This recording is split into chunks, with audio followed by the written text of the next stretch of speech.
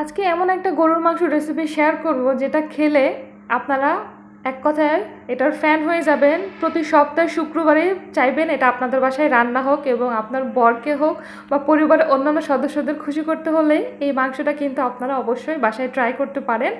আমি গ্যারান্টি দিয়ে বলতে পারবো কেউ বলবেন এটা মজা হয়নি, এটা এতটাই স্বাদের হয়। তাহলে চলুন পুরো রেসিপিটা শেয়ার করা যাক। এখানে পর্যাপ্ত পরিমাণে আমি সরিষার তেল নিয়ে নিয়েছি, এর মধ্যে দিয়েছি 2 মুঠ ভর্তি করে পেঁয়াজ কুচিও 1 মুঠ দিয়েছি, রসুন দিয়ে ভালো মতো এটাকে ভেজে নিতে হবে। এরপর আমি এর মধ্যে দিয়ে দিব তেজপাতা, এলাচ এবং দারচিনি। এলাচ দিয়েছি আমি 4-5টা, তেজপাতা দিয়েছি 2টা বড় সাইজের এবং দারচিনি দিয়েছি 2-3 টুকরা। দিয়ে ভালো মতো এটাকে সবগুলো ভেজে নিব। যখন এরকম লালচে হয়ে আসবে এই পর্যায়ে আমি দিয়ে দিচ্ছি গরুর মাংস। আর পেঁয়াজটা অবশ্যই এরকম লাল করে নিতে হবে, এর কারণে এটা সুন্দর একটা ফ্লেভার কিন্তু তেলের সাথে মিশে যায়।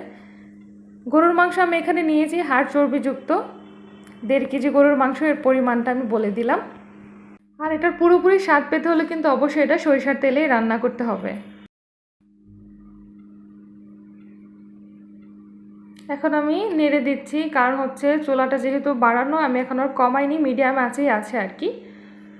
পেঁয়াজগুলো যাতে আর বেশি লাল না হয়ে যায় তাই একটু মাখিয়ে নিলাম। এর মধ্যে এখন দিয়ে দিচ্ছি আদা রসুন বাটা। আদা রসুন বাটা দিচ্ছি 1.5 টেবিল চামচ।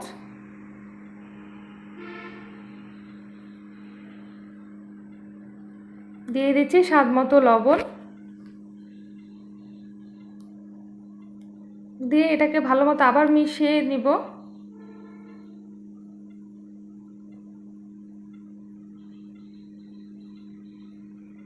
আর এই রান্নাটা আমার বরের খুবই পছন্দ। আমি যখন এটা রান্না করি অন্য সব আইটেম বাদ দিয়ে আমার বর শুধু এটাই খায় এবং এটা এতটাই মজার হয়, আমার বরের ফেভারিট আইটেম বলা যায় এটা। তারপর আমি ঢাকনা দিয়ে ঢেকে এটা 5-7 মিনিটের জন্য এভাবে কষানোর জন্য রেখে দিব। চুলার আঁচটা মিডিয়াম থেকে একটু হাইয়ে আছে। 5-7 মিনিট পর আমি এখন নেড়েচেড়ে দিচ্ছি এবং অনেকখানি এটা পানিটা শুকিয়ে এসেছে। আর আমার যতটুকু কষানোর প্রয়োজন আদা রসুনটার জন্য সেটা কিন্তু কষানো হয়ে গেছে। এই পর্যায়ে আমি দিচ্ছি গুঁড়া মশলাগুলো। এখানে আমি 1 চা চামচ দিচ্ছি হলুদের গুঁড়া, 2 চা চামচ মরিচের গুঁড়া। মরিচের গুঁড়াটা আপনারা স্বাদ অনুসারে কমিয়ে বাড়িয়ে দিতে পারেন, আমি ঝাল বেশি খাই সেজন্য আমি বেশি দিচ্ছি 1 চা চামচ ধনিয়ার গুঁড়া, 1 চা চামচ গরম মশলার গুঁড়া, 1 চা চামচ জিরা গুঁড়া এর মধ্যে আমি দিয়ে দিলাম।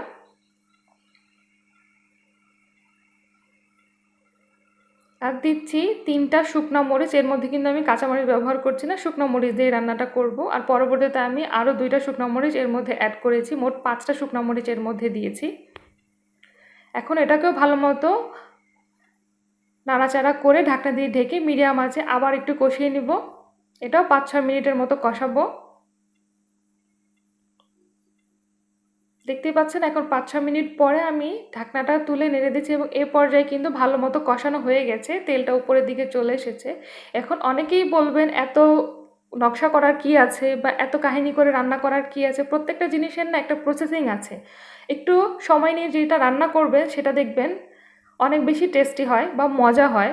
একবারে মাখিয়ে দিলে বা কষানো না হলে ঠিক মতো তরকারিটা কিন্তু মজা হয় না। এভাবে করে দেখবেন, ভালো লাগবে আশা করছি। এখন এর মধ্যে দিয়ে দিচ্ছি হাফ বাটি টক দই এবং হাফ বাটি পানি।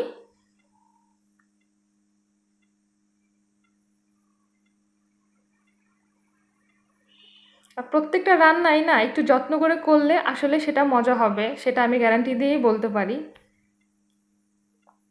এখন এটাকে ফুল আঁচে রেখে বলক তুলে নিচ্ছি। বলক তোলার পর মিডিয়াম আঁচে করে ঢাকনা দিয়ে ঢেকে দিয়ে এটা আমি ভালো মতো রান্না করে নিব মাংসটা গলে আসা পর্যন্ত। আর এই ফাঁকে ফাঁকে কিন্তু একটু পরপর নেড়ে দিবেন, 10 মিনিট পরপর নেড়ে দিলেও হবে যদি আপনারা এরকম ননস্টিক প্যানে করে থাকেন। আর যদি কড়াইতে করেন তাহলে তো একটু পরপরই নাড়া দিতে হবে যেন তলানিতে লেগে না যায়। এরপর যে ঢাকনা তুলে আমি নেড়ে দিচ্ছি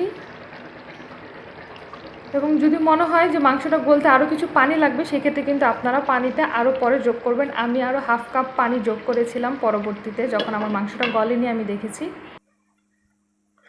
আর এমন করতে করতে কিন্তু কষিয়ে রান্না করতে হবে, মিডিয়াম আঁচেই থাকবে, একটু পরপর নাড়াচাড়া দিয়ে ভালো মতো কষিয়ে নিতে পারে। দেখতে পাচ্ছেন আমারটা কত সুন্দর কষানো হয়ে গেছে, কালারটা দেখেছেন কতটাই সুন্দর হয়েছে, আর খেতেও খুবই টেস্টি হয়। একবার হলে আপনারা এইভাবে করে রান্না করে দেখুন, আমার কথা সত্যি না মিথ্যা, অবশ্যই ভালো লাগবে আশা করছি। আর এইভাবে করে আমি আর কিছুক্ষণ জাল করে নেব, 5-6 মিনিটের মতো, তারপরে আমার রান্না কিন্তু পুরোপুরি শেষ। আশা করছি আজকের রেসিপিটা সবার ভালো লেগেছে। যাদের ভালো লাগবে অবশ্যই কিন্তু শেয়ার করতে ভুলবেন এবং কমেন্ট লাইক তো করতেই পারেন। এতক্ষণ ভিডিওটি দেখার জন্য ধন্যবাদ সবাইকে। আল্লাহ হাফেজ।